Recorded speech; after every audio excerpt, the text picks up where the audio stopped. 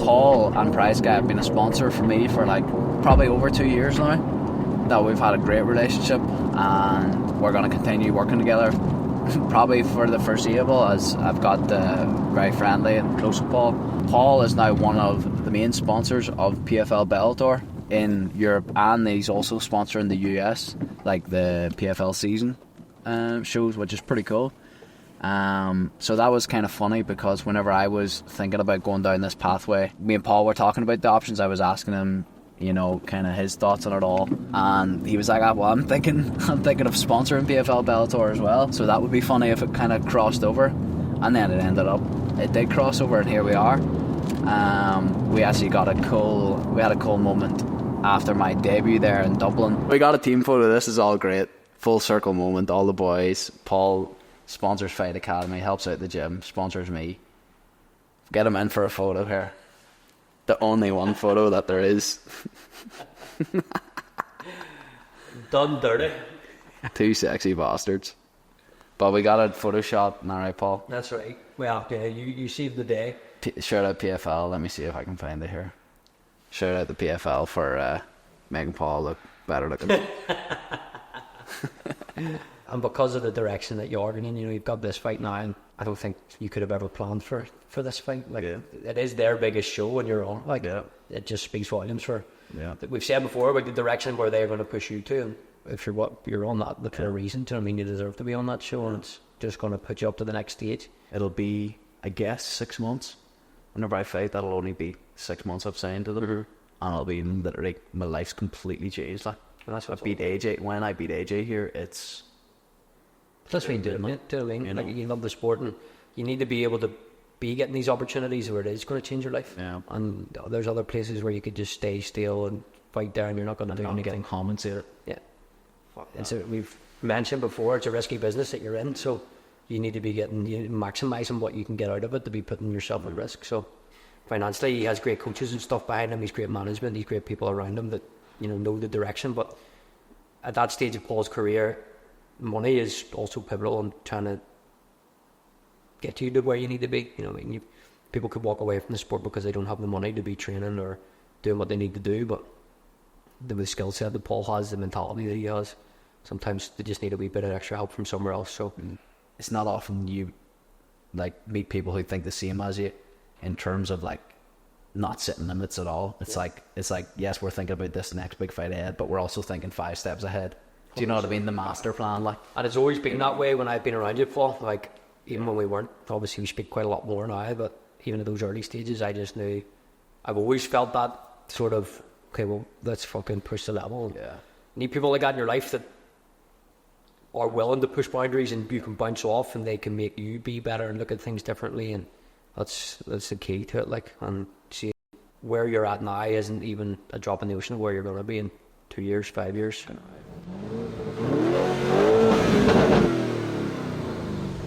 Holy fuck. Wild, isn't it? Oh my god. And as Paul mentioned there, like, I have to talk about, as a younger fighter coming up, especially fighting in more regional shows like Cage Warriors, obviously a very renowned, well-known, like, great show, but a place where you don't make money, even if you're selling out venues and putting on huge events. So, like, athletes at that level, like how I was, like, we require backing. Like, there's no other alternative other than working and coaching and doing all these things. And if I didn't have the backing of Paul, like, the reality is I probably wouldn't be in this position now. And that is just the actual reality. Even my ego would want to say, nah, but I would have made it anyway. Yeah, that's all right, but how are you going to pay your bills? How are you going to pay your coaches? How are you going to pay your recovery bills, all these here? That's what I needed to get to that next stage. So if I didn't have support from people like Paul, then the reality is it wouldn't happen. You know, and that just makes it all the sweeter. Now we're in these positions where it's like bigger contracts, bigger opportunities, like way broader horizons. Like, that makes it all sweeter knowing what you had to do to get here. Do you know what I mean? Totally. It's fucking sick.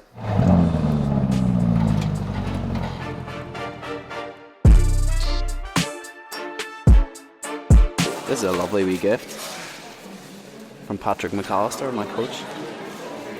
It was not a very cute moment, Pat, wasn't it? It was. Pat came in there and I had a wee gift for him. I had some brand new takedown gear. Shout out takedown.com. Use discount code BIGNEWS 15% off. I walked over here to give him a gift, and as I was walking over, he was walking over to give me a wee gift. Some wee Belfast keychains and a Crown bar where me and Patrick have had some pints of the black stuff before. Nice. So isn't that lovely? What a cute wee moment. We're not all just killers and mad cunts. That's fucking cool. 3 weeks. Back to the basics. Oftentimes in our Thursday wrestling night we do drilling from 6 to 7:15 in the cage, and then we come in 7:15 class till about 8 p.m. all like really nuanced, great drilling, and then we do rounds. Tonight we done the drills, but our cage rounds were actually our drills were pretty simple. It was basic single leg, basic double leg, basic body lock defense, and then we put that into practice in the rounds. Because we had spent so much time in such nuanced positions, I'm so good at getting out of really awkward positions and all of this. I realised I need to actually get back to the basics for a couple of weeks here and sharpen them up, because I mean basics do win fights.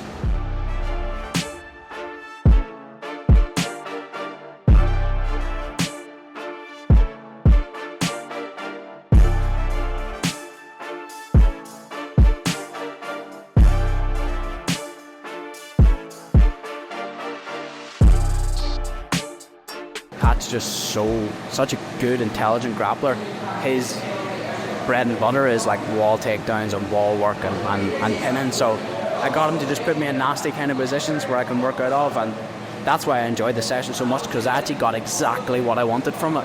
I got exactly what I talked to Pat about today, about what can I want from the next couple of wrestling sessions, and it's exactly what I got. So when I talk about a tailored camp, like, it has never been so tailored. You know, I'm putting myself exactly in the positions that I need to be in, that I will potentially see.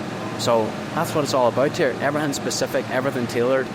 No stone left unturned. I got the code right that time. And that's just how it's going down. I purposely put myself in some bad positions as well. You see when Michael, I was letting him wrap the neck up fully and then going live from there. AJ, a very, very good guy on the neck. So just put myself in all of these positions. But I have to put myself in these uncomfortable positions, because, you know, if I'm not drilling this and I get caught in a position or a fight, I can't be panicking. You know, you have to be so relaxed, and technique has to be on point, but that's where I feel I'm at. You have to be calm. You have to be present in there. You genuinely, it takes you a long time to get to these positions. It took me well into my professional career to feel calm inside the cage, but it's so important to get there and to be able to reduce your heart rate and to be able to get back into the zone in certain wild exchanges and fights, which always happens. Calmness and presence, it sounds a bit woo-woo and a bit nuanced, but it's actually so important when it comes to having no attachment to game plans as well. Because if I'm thinking I have to just take him down here, if I don't take him down I'm not going to win this fight, and I get him down a couple of times but he shoots back up, what am I going to do? I've got attachment to just holding him down, he's got back up, now I'm panicking. It's not going the way I wanted to. I was attached to this outcome, or attached to this ideal. I planned to strike with him this whole fight, and now he's pinging my head off. Okay, now I'm trying to take him down, I can't get him down. That creates panic, and you see it all the time in MMA.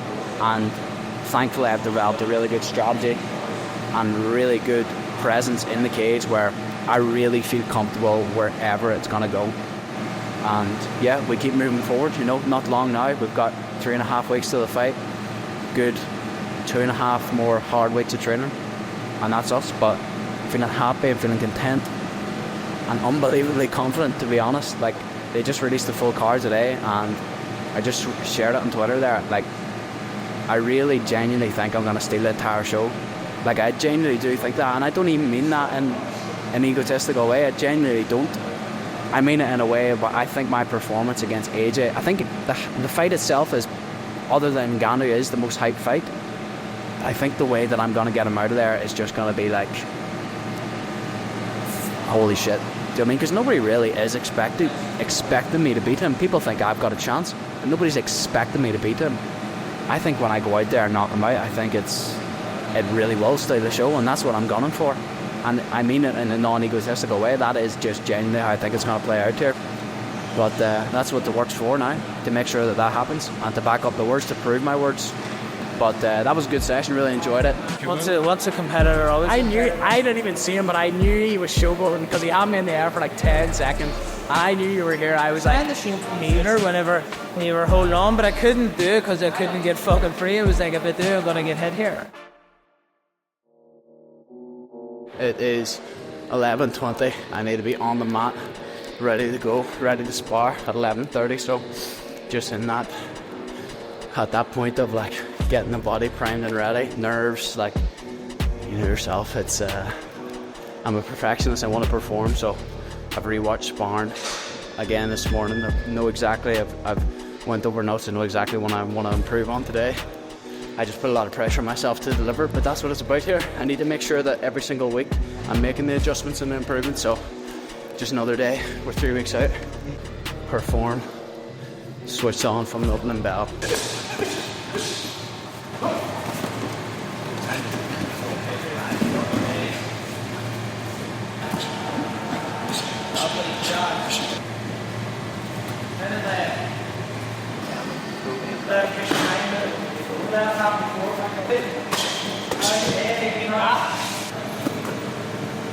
Nice, that scores, go ahead.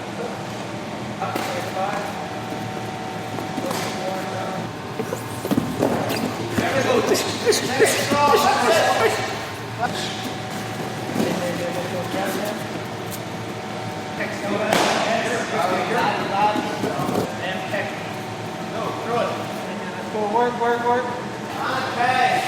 Fuck! Ah! Fuck! Shit! Fuck! Ah! It was too heavy. Everything was just like, bah. Like, where the fuck was that bing? No, man, Paul's as harsh as credit. We all seen different rounds that he's seen. Like, but that's why he's got this fight. That's why he's fighting the big fights, because what we all call perfect, Paul calls below average. So he's a glutton for excellence, and that's why he is where he is. Should he went out and stopped every one of them 3 times each, it would be the same issue. It doesn't matter, like. I think that's part of the process that he needs to go through. Always chasing that perfect round, perfect spar, like, but you know, tough when there's fresh guys coming in at every round. It's my frustration was because I knew what I wanted to do, and I seen the shots, but I was just so tired by the 5th round, and the lactate was so heavy in my body. I didn't have that like sharpness, like that twitchiness. Whereas they still had it because they were coming in fresh, and I was just behind them, but I knew what I wanted to do. But that's what it's fucking about. I had to go to them darker places. Even first and second round, like Rizu's unbelievable looks there. Big, long, awkward southpaw, biting me with kicks. Really, really emulating AJ's awkward style. So that's what I needed today. And fucking I'm happy that happened today, 3 weeks out. This is part of the process, you know. This is still going to the vlog. It's not like I'm going to go here, you know, I didn't look fucking good today. This is how this game goes. Do you know what I mean? I'm not fucking Superman, I'm human. But that was good, like, a lot, yeah, I totally get it. Like, you're a perfectionist, and it's hard, like, you know, you're making mistakes and they're catching up, but they're coming in fresh, and we're telling them exactly what to do. I know. You know, it was everybody versus me today. Do you know what I mean? But that's what I'm here for. I'm here to get pushed. I'm here so that whenever I go in there in 3 weeks' time, there is fucking nothing that he can throw at me that I have not seen throughout this camp and throughout my career. And that's what this hard work's for. But there are points in that fight where, like, at least I know my killer instinct never leaves. You know, if I get a sniff, it just takes me one shot to change the fight and to win the fight. Like, my killer instinct is on the money, no matter how tired I am, and I'll fight to the death every time. So, nah, whatever, fuck, let's go. Fucking spar again in a few days, correct the wrongs, watch it back, improve. Some days you're the hammer, some days you're the fucking nail. That's how this game goes.